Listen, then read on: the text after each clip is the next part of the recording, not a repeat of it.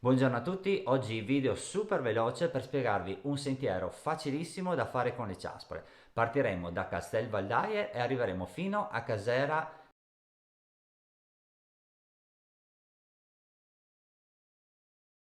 Culette. È un percorso pianeggiante, andata e ritorno, soleggiato ed estremamente panoramico. Adesso ve lo mostriamo nel video e come sempre alla fine ve lo spieghiamo su carta tabacco.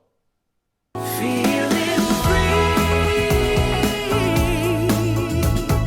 free to live my life, free to roll the dice, free to go left or right.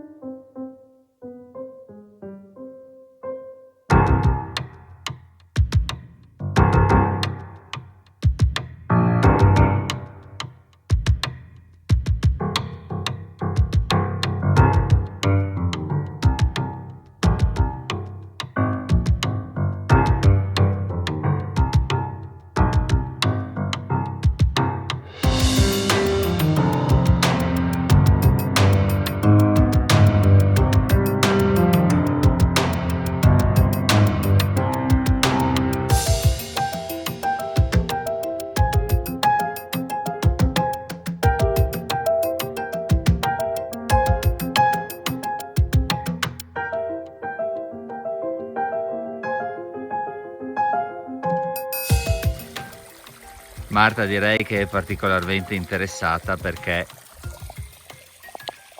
abbiamo un piccolo ospite, la classica pecorella smarrita.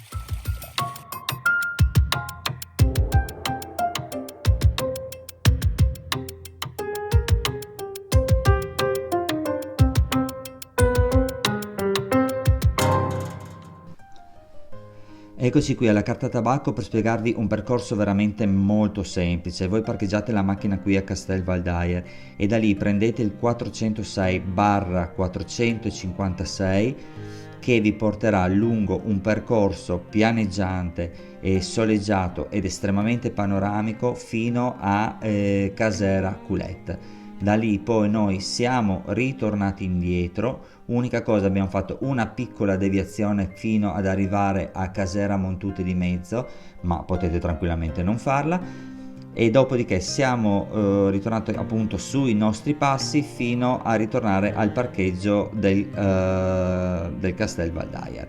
Con questo il video termina, noi speriamo di esservi stati d'aiuto, un fortissimo abbraccio da Cristina e Gianluca, grazie a tutti.